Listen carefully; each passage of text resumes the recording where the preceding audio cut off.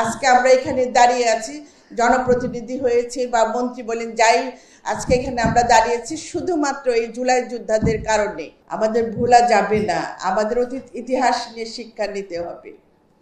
যে রক্তের উপর দাঁড়িয়ে আমরা আজকে কথা বলছি, সেই রক্তের মূল্যায়ন করতে হবে, সম্মান দিতে হবে। তা আমি আমার এখানে যারা আছেন, উপস্থিত আছেন, আমার সাংবাদিক ভাইরা আছেন, তাদের সবার কাছে একটাই কথাই বলবো, আমাদের এই যে আমার ছোট ছোট সন্তানরা যে দেশপ্রেম আমাদের শিখেছে, দেশকে কিভাবে ভালোবাসতে হয়, কিভাবে ফ্যাসিস্টের বিরুদ্ধে আন্দোলন করতে হয়, সমস্ত শিক্ষা কিন্তু আমরা এই জুলাই যোদ্ধাদের কাছ থেকে পেয়েছি। তাদের আমাদের চিরদিন মনে রাখতে হবে। এবং শুধু আমরা এই সময়ের মধ্যে আমরা শুধু একটা অনুষ্ঠান করলাম, বছর একটা অনুষ্ঠানের মধ্যে যেন আমাদের সীমাবদ্ধ না থাকে।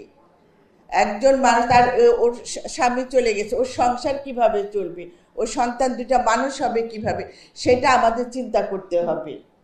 আজকে যে পঙ্গু হয়ে আছে, তার তো চাকরির একটা দরকার আছে, তার চাকরিটা আমরা কিভাবে দিতে, কর্মসংস্থানের ব্যবস্থা করতে হবে।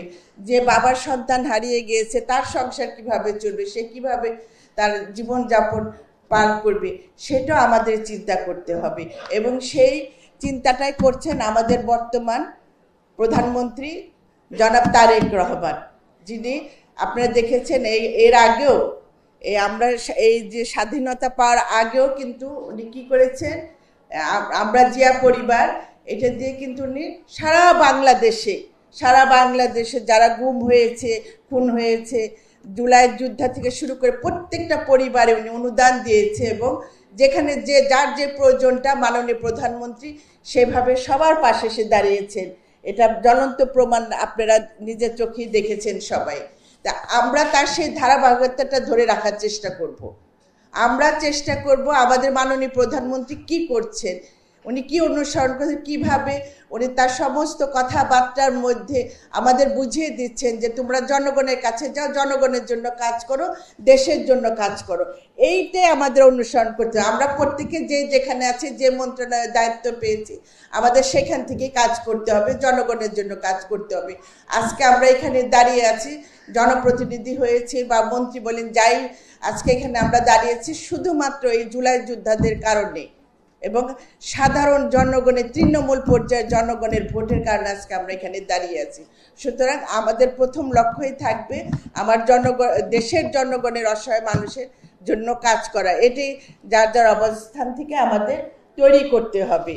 আজকে যে এখানে কথা হলো যে পর্যটনের, আমাদের মাননীয় প্রতিমন্ত্রী বললেন যে আমাদের পর্যটন আছে, বিমান আছে, ট্যুরিজম বোর্ড আছে, এই যে তিনটা আমরা যে সেক্টর আছে, আমরা এখান থেকে কাজ করব। এই জুলাই যোদ্ধাদের জন্য, জুলাই যোদ্ধাদের পরিবারের জন্য এখান থেকে আমরা কাজ করব। আমি যে অবস্থানে আছি, আমার প্রতিমন্ত্রী যে অবস্থা, আমরা যার যার অবস্থান থেকে কাজ করব। আমরা বিশেষ করে আমার যেটা উনি যে প্রস্তাবটা দিয়েছে, চাকরি করা, কর্মসংস্থানের ব্যবস্থাটা করা, এটা আমি মনে করি এখানে যারা আছেন, দায়িত্বে যারা আছেন, তাদের এটা করতে হবে, তাদের এই দায়িত্বটা নিতে হবে যে জুলাই যোদ্ধারা যারা চাকরি যে পর্যায়ে চাকরি করতে পারে, তাদের ঠিক সেইভাবেই ব্যবস্থা করে দেওয়া। অলরেডি কিন্তু সার্কুলার হয়ে গেছে অনেক। তা আমি অনুরোধ করব এখানে যে আপনারা সেই সার্কুলার অনুযায়ী সবাই অ্যাপ্লাই করেন, আমরা আপনাদের চাকরির ব্যবস্থা করে, কর্মসংস্থানের ব্যবস্থা করে দিব।